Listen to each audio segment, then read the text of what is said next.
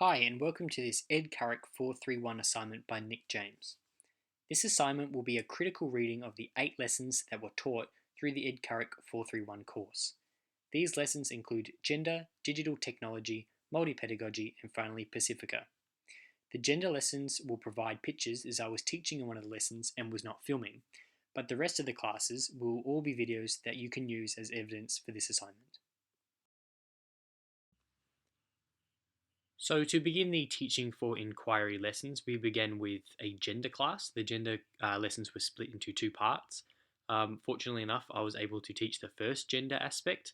This gender lesson was just based upon seeing any common stereotypes or common trends between the activities that we asked the class to perform. So to begin the class, we asked them to go and get any bit of equipment that they would like out of the gear shed and to go and play with it in any manner that they wanted to. So this was just an activity for us to see what type of equipment the class would get and then what type of activity that they would perform. Fortunately enough, we were able to see that the majority of the males, except for 2, got out a rugby ball, and then eventually that whittled down to 1 rugby ball, and then they played a mild contact version of rugby inside the gym. The other 2 males, they each got a basketball and then played on a side hoop at the other end of the gym. For the females of the class, they were quite spread out and split. The majority of the females were playing a modified version of netball called Master, except with a basketball and using the basketball hoop. Another group of females were playing badminton in the corner of the room. A few were just scattered around, either just playing football, or there was one playing in the rugby game with the boys. So that was a very interesting activity to start off the lesson. So moving on to the main activity, we played one game in 3 different teams of 10 pass, but we structured the teams in a way to see if there were any power relations or issues within genders. So in one team, there was a majority of females. In the middle team, there was an even split, so there were 5 and 5, male and female. And then on the other end, there was a majority of male compared to females. So we began the lesson by basically playing a normal game of 10 pass with a small ball, just a small squishy round ball, and just play the normal rules. So we were allowed to make 10 passes, not to move. You could take 1 step, etc., etc. And this was clear to see that this was quite even between anyone in each team. Everyone chipped in evenly, and there were enough relationships building within their own team to make the passes and connect with one another. So after playing for a few minutes, we swapped the small squishy ball out for a basketball, as we thought instead of a netball, we would put the basketball because that's what the majority of the females were using earlier in their master game. So we included that ball, but have modified the game to include netball rules. So that 1 step was gone. You could not take a step. You were allowed bounce passes. So if the ball hit the ground, that's perfectly fine. And what we saw after playing this game was that the girls, especially in the girls only game and the 50-50 game, they basically dominated. The male game, the female or the females in the team, they did actually really well, and they structured their own side to basically perform different cutoffs and runs and different passes, and that was very interesting to see. But back to the 50-50 game, the girls team basically dominated, and they were able to use the space and the awareness around them to play to the rules that we implied in regards to netball. Moving on to the final activity, after we swapped out the netball basketballish rules, we included a rugby ball and reverted the rules back to normal. So if the ball hit the ground, it's a handover, you're allowed to take 1 step, etc., etc. So this was very interesting to see because I was in charge of the male game, and in this game, the females that were in the side were basically neglected for the entirety of the game. Majority of the touch or rugby players in our degree were in this team, and they basically dominated the game, and the exclusion was actually quite significant. And when the females did actually get involved, when they were under a lot of pressure from the males because the males expected quite high, and the girls maybe were not as related to the equipment that was being used, and that was said in the rundown after the activity. What I heard from the females only game was that it was still quite fluid, but the few males in the team were actually basically running the game. And then in the 50-50 game, basically it was the males who were dominating. They were passing to one another and then getting a 1-2 off the females and then back to one another. So that was quite an interesting view to see. So if we take it to the power of the class, we could see that there was a big power issue from the games. So when we introduced the rugby rules, the males dominated, and that was clear to see even in our pre-activity that when we offered the entire gym, the equipment in the gym for the class to use, the males all gravitated towards rugby or rugby league or any rugby type game. And this was basically clear to see again during the 10 pass rugby rule. And this was also evident for the females in relation to netball. The females in the class took charge of the games and structured their teams and passes and objectives within their games.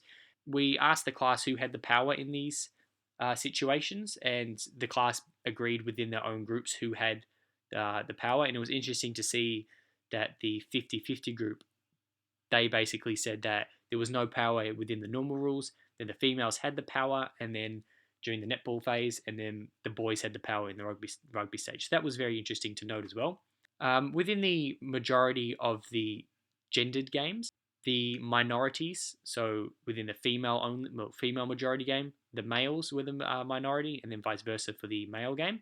That the minority groups had lower participation and feelings of inadequacy, and that was very evident during the debrief within the male majority game. The females in the group said that, especially during the rugby game, they felt feelings of inadequacy because they were not so common with the rules and they were not so up to date with the plays and the cuts and the runs that the males were performing. So these had negative connotations and negative feelings around the plays that were and the players that played the games. Moving on to positioning, it did highlight that some genders are more prone to perform well in specific sports or with specific objects. And this was clearly evident with the girls dominating the netball aspect and then the boys dominating the rugby aspect. This could be caused for many reasons, and these aren't limited to just their upbringing, their cultural beliefs and rules, or even societal pressures, or even the sports that they have played in the past. Moving on to perspective, different balls basically optimize different performances within the genders. So the netball rules catered for the females in the class who were predominantly netballers, whereas the rugby games catered for the majority of the males who are touch or rugby players. And our hypothesis and assumptions that we made before the class actually turned out correct, and that was very interesting to see.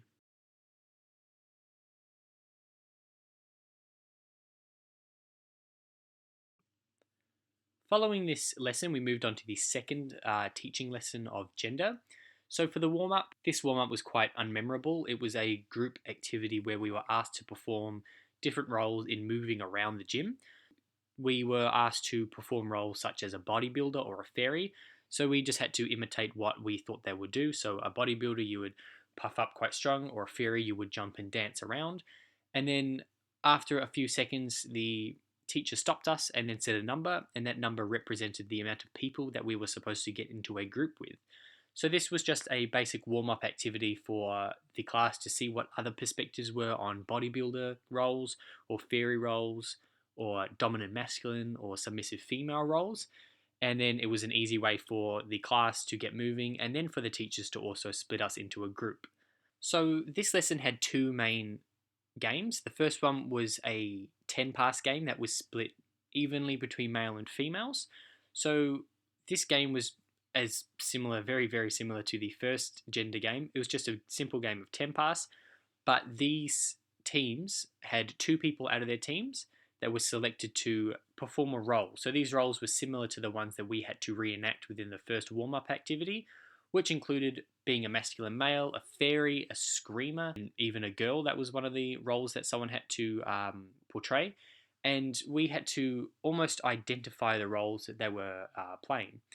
So when we were playing 10 pass in our group, we had a dominant angry female and a fairy screaming male. So it was very hard to find these roles because the people in our groups were not so vocal or showing of these perspectives that they were supposed to show. But the opposition, they were quite vocal in what they were doing, which was great. But it was confusing to see how these affected any of the games. And unfortunately, this was never really explained or resolved, so we were quite confused as to why there was these perceived roles that people had to implement in the games, and they didn't really affect our performance at all. In relation to power to this game, I believe that the power within these games were to the people that weren't actually selected. Within our team and within our game, we noticed that the people who were acting upon these roles actually received less possession because every time that they received possession, they would do something stupid or silly or strange. So, not consciously, we decided to basically limit their possession so we could complete the 10 passes, which was the overall objective of the game. Moving on to the second game that was within this gender lesson, this was split between male and female. So one side of the gym was males and the other side was females. The males were playing a full game of football, and the women were playing modified netball, I believe. This, I guess, was to highlight the difference between the games that we were playing. But this was lacking because it was hard to grasp the beginning game of 10 pass and then relate that to a game of football or a game of netball. So it was hard to see how the games worked in relation because they were two different games. If we were supposed to play 10 pass with the group of males, then we would be able to recognize the difference more, I believe. But since we played two different games and were on two different teams that included different genders, it was quite hard to actually grasp the ideal of what the group was trying to achieve. Moving on to the positioning and perspective aspect of this lesson, the viewpoints were aimed at mixed teams and then split teams by gender. This could be aimed, from my perspective, at single sex schools or co-educational schools. This could highlight the split within schools and how we need to either cater games or activities to different sexes or genders or whatnot. So I believe that within this lesson, this actually highlighted some issues about what games includes participation within genders and what roles could we see within single-sex schools or co-educational schools. And this actually gave us a good aspect of what to look out for on practicum, especially if we noticed that there were limited possession within different people in the team. So it could open our eyes to issues that could arise within PE.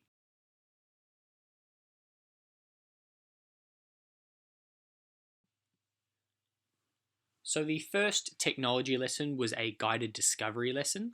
The lesson was aimed at using iPads to teach athletics rather than a teacher. So the teacher wasn't there to teach the students the correct technique or activity. They were almost there using the website that they designed to facilitate our learning. The groups at the start handed out iPads to smaller groups. So instead of it being one iPad to the class or projector, giving our iPads to a group of 3 or 4 students, and then spread us across the gymnasium and then in the barn. When we were handed these iPads, we were able to access their website, and their website basically showed us different lessons, their lesson plan, and then techniques and how to throw a discus, how to complete long jump and sprints, and quite a lot more. The basic website was quite effective. It showed a range of basic techniques and how to complete it in different stages, and then also linked to a YouTube video that was quite helpful. In relation to time for this lesson, we weren't able to watch the YouTube video, but I guess in a 60-minute lesson that you would be able to sit your students down and be able to make them watch the YouTube video so they can get a deeper understanding rather than just reading the steps that they put on their website. The issues that we had in the lesson was that at the start the internet was down, so it was difficult to begin the lesson as we basically couldn't access their website. But this was only a minor halt. But it is something to keep note of when using digital technology in relation to PE. Sometimes if you're out on the field, it can be quite difficult to get internet access, so you might have to do it indoors. The lesson was very free flowing. It made for relations to occur any time within your group and relationships to grow. You could learn off one another in relation to all the activities. And then after you had completed the activity, you could move at your own pace. So this was great because after 5 or 10 minutes at discus, you could move onto the space allocated for long jump or sprinting, and then vice versa. So everyone could really move around, and it gave time for the students to really understand and learn what was going on, and so the activity wasn't so crowded. So bringing this lesson back to the main 3 objectives, beginning with power, this is 100% student-led. it does begin with the teacher having the power, giving the iPads or giving the devices or making the students get their devices out and then creating the website. But as soon as you hand the devices over to the students or you ask them to get their devices out, it is 100% student led. An issue that the teachers need to be aware of is the amount of devices per student. If you ask the kids to get out their devices and they don't have them, or the school can't provide enough for small groups or per student, this can be an issue as students won't be able to access the website to the level that the teacher would want them to, so this needs to be addressed before the lesson starts. Power during the lesson is still completely with the students. It is student-led. If the student wants to read the website, they can read the website. If they want to watch the video, they can watch the video. If they don't want to, they don't have to. So the teacher really needs to be critical in how the lesson will flow and need to constantly monitor the groups to see if the activity is still being completed. In one of the videos, I set up my camera and a student walks in front and performs push-ups and claps and all sorts of different activities. And this 30-second lapse of concentration that the student has takes away from their development or learning time and is an example of why the lesson can have negative effects on students. Perspective, this is also up to the individual who is completing the lesson. They might see it as a beneficial tool as they were not great at athletics and a different tool to learn rather than a teacher explaining how to do it and them going and trying to perform it. They can learn it at their own rate at any time. But this can still be up to the student themselves. These lessons are quite interesting, so the interest levels of the students will be high as they can really take it at their own pace and it is engaging for all the students. The perspective for a student who completes these activities could be quite different. If they are an athlete who does athletics or is a sprinter, they might find these tools as unhelpful. But as a teacher, you could use them as a teaching tool to help the students who aren't so capable or aren't so knowledgeable on these activities, which could be beneficial for the development of the students. Positioning in this lesson doesn't really cater for race, ethnicity, gender, but could be an issue for socio-economic status, as some lower decile schools or some schools may not have funding for devices or the students can't afford their devices.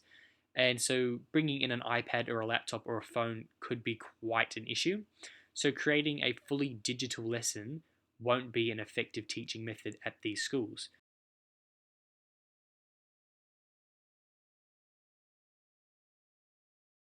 The second lesson of the technology teaching was based around QR scanners.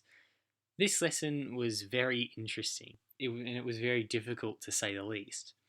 The lesson began with the teachers giving their personal devices to us students in 4 groups, and we were asked to scan the code that they provided. The purpose of them giving their phones out to us students was because they had already downloaded the QR scanner app.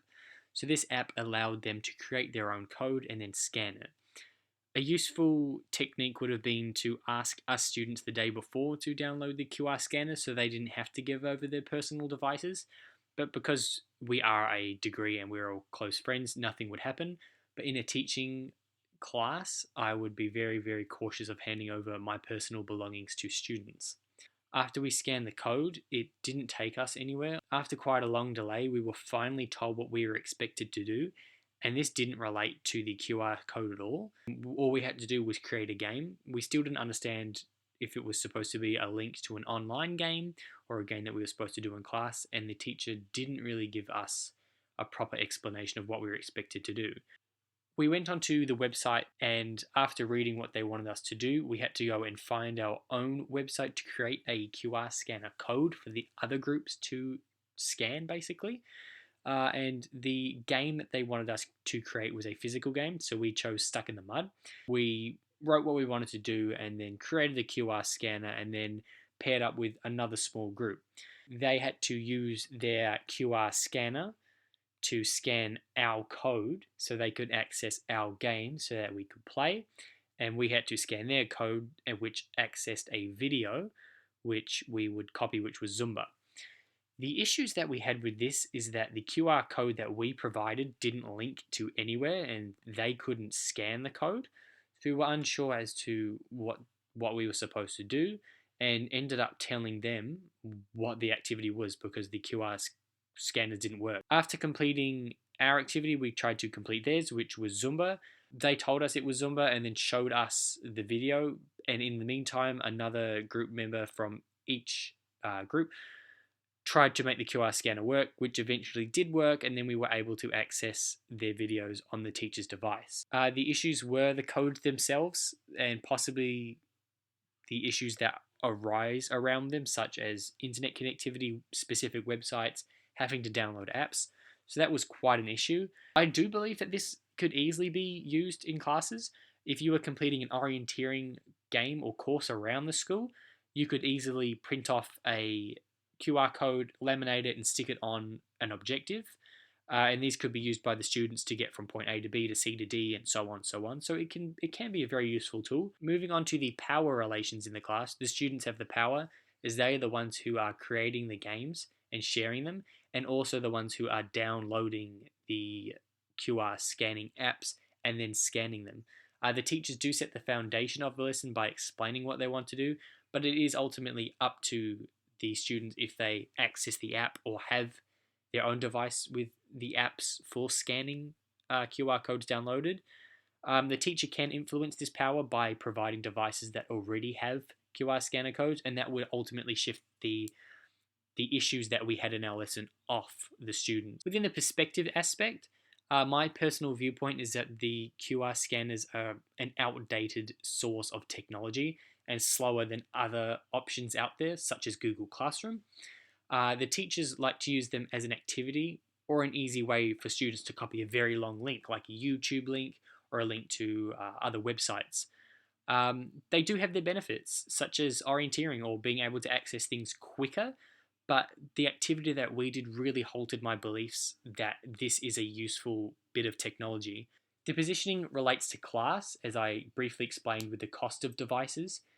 If students don't have phones or iPads, then this lesson can't work. You can't scan a QR code from a notebook or a Chromebook that some schools provide. So this is really up to the accessibility of the school, the students to iPads or phones, and also the apps that they provide. Some schools don't allow for apps to be downloaded at school, so you can only download them at your free time. As I said, class is a big issue within the digital technology aspect of teaching, as some schools don't allow devices to be introduced into class due to safety reasons or can't afford them, and this can really halter any QR scanning teaching lessons that you want to try and accomplish.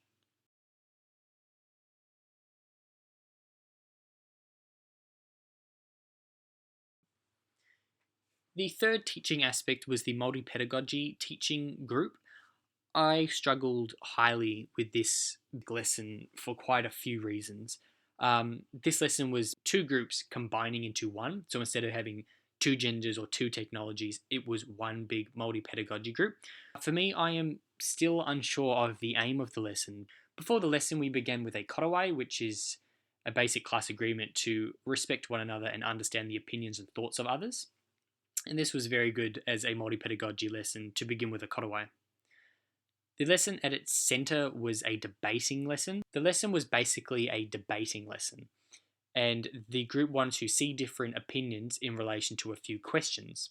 Some of the questions offered were based around Māori history, marginalised groups in society, and power rights. Some of the questions were, why are Māori more populated in prison? Do Māori deserve free tertiary education? And do women have equal rights? Some of these questions did relate to Māori pedagogy, but then there were other questions that didn't relate in the slightest to Māori beliefs, Māori history, or Māori issues.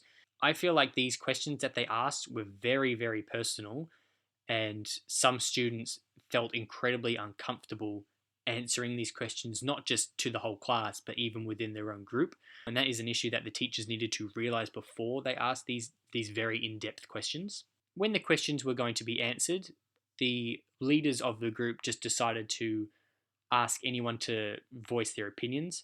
And after they voiced them, they never really reassured anyone if they were correct or not, which is good because opinions are opinions. But some of the opinions were either biased or inaccurate or correct, and people never were really reassured by it. And for me, these questions are very deep, And instead of settling arguments, they kind of caused more of a ruckus than was needed to, and issues between specific students never really got resolved at all. What was good about the lesson is that they did have examples. The examples that were provided were only for the multi-prison population question that they asked, but never really backed up their comments in relation to uh, tertiary education or women's rights issues or equal pay or any of those questions that they asked. For me, this class had some very, very big issues. The majority of the class for the hour and a half was only spent between 5 or 7 students arguing their case and their perspectives. This was good because we were able to see these people's perspectives and where they believe, well, what they believe, and either side of different arguments. But that was limited to 5 or 7 students. There were still 30 people in the class that didn't say anything at all, which included me, that sat there that would never ask for their opinions and basically sat there for an hour and a half without saying a single word or voicing their opinion. Moving on to the second half of the lesson, it was what you see the footage now, which was a power activity and based upon power relations. The group asked a series of questions that, if they applied to you, you take a step forward or a step back, or you stay the same, depending on what the answer is. In my perspective, this didn't really relate to the previous activity of the courtroom debate. There were no multi-pedagogy teachings within the questions.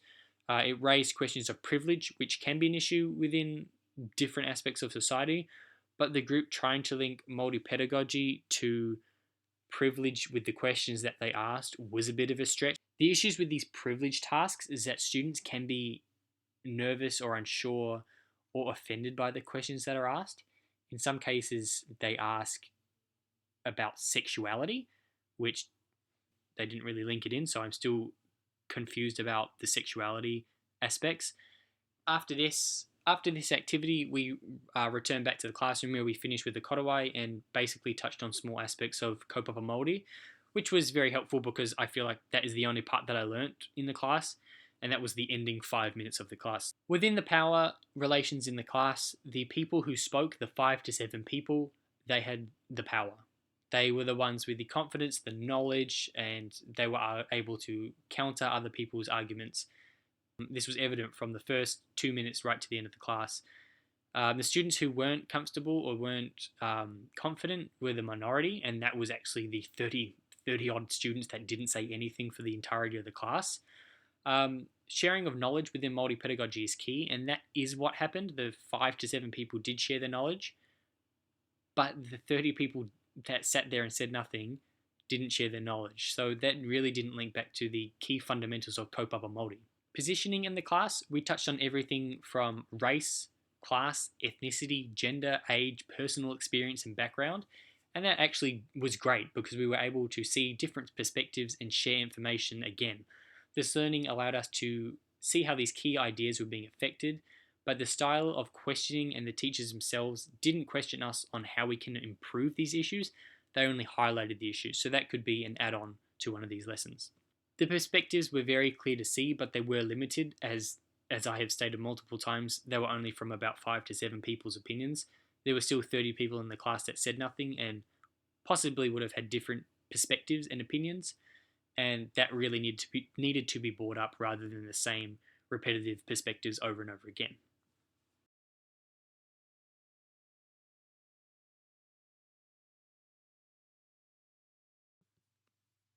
The final teaching for inquiry lessons were based on Pacifica. The Pacifica lessons were split into 2. The first one was based upon a game of Turbo Touch. So at the beginning of the lesson, the lava lavas were handed out, which is a common Pacifica dress item, and they were handed out to each student at the beginning of the lesson. Handing these items out was a really great touch from the teaching group, as they noticed a key aspect of the culture and provided us with the opportunity to really embrace the culture on a minute level. From here, we moved into splitting up the teams, which were divided into 4 teams, each being a different Pacific Island country, which included Fiji, Samoa, Tonga, and Niue. The class was split by skin colour, so everyone was lined up from the darker skinned people in the class to the lighter skinned people in the class, and basically the teachers went through and said Fiji, Samoa, Tonga, Niue, Fiji, Samoa, Tonga, Niue. and so on until everyone was in a team. When the 4 teams were selected, they had the same amount of players and same amount of toned students in each class, as they called it.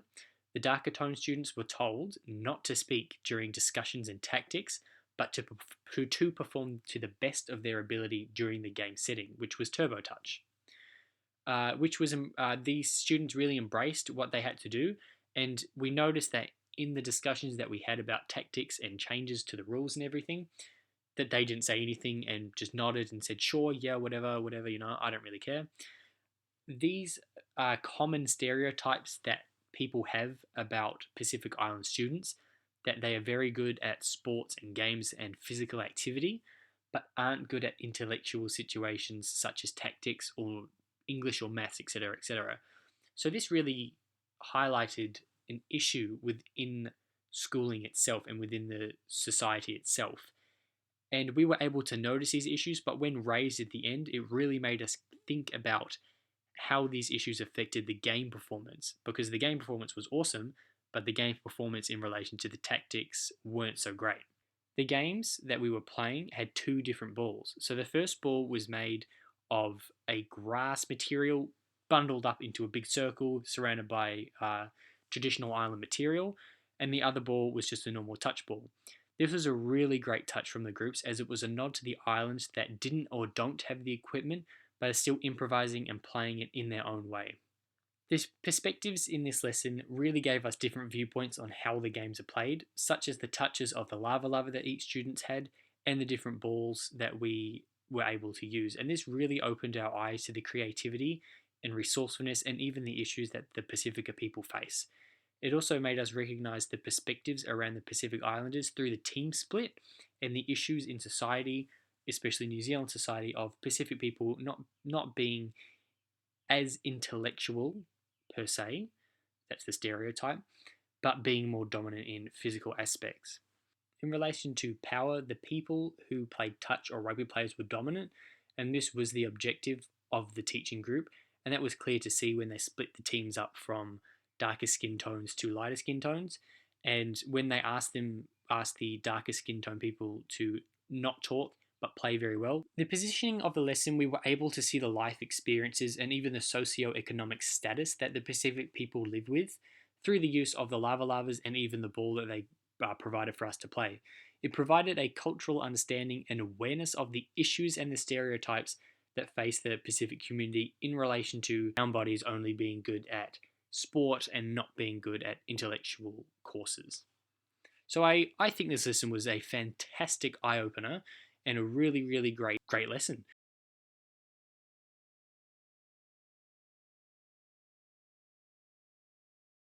For the final Teaching for Inquiry lessons, it was a Pacifica lesson again, but a second lesson, and this was based around the game of Killikitty, which is a modification of the European game of cricket.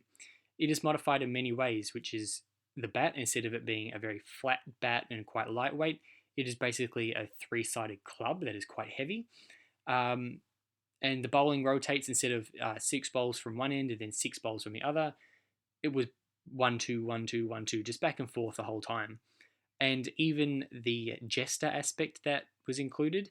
A traditional game of Killikitty includes a jester or a few jesters which mock or make fun of the opposition team, which puts them off and adds quite a lot of humour to the game. So the games were between 2 teams, so the whole class was playing the same game, and they included 2 countries. So Fiji and Niue from the previous game were combined, and then Samoa and Tonga were combined, and that created 2 big teams.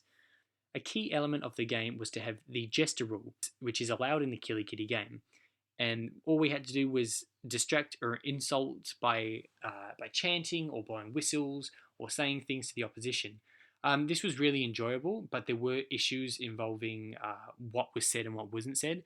For our year level and our age, we are quite mature and we are able to take the mock out of one another as we are all friends with one another. But in a schooling environment, it can be an issue if they are targeting one specific student, as feelings of inadequacy or issues may rise. So this does need to be controlled within the lessons about what can be said and what can't. Verbal put downs would be a no, because that encourages bullying.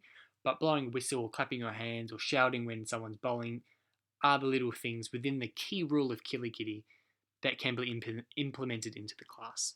After the game, they provided a lot of food for us to snack on, which is quite a good nod at the Pacifica culture, because after an event, they all sit down and enjoy food that is home cooked or made or bought from shops.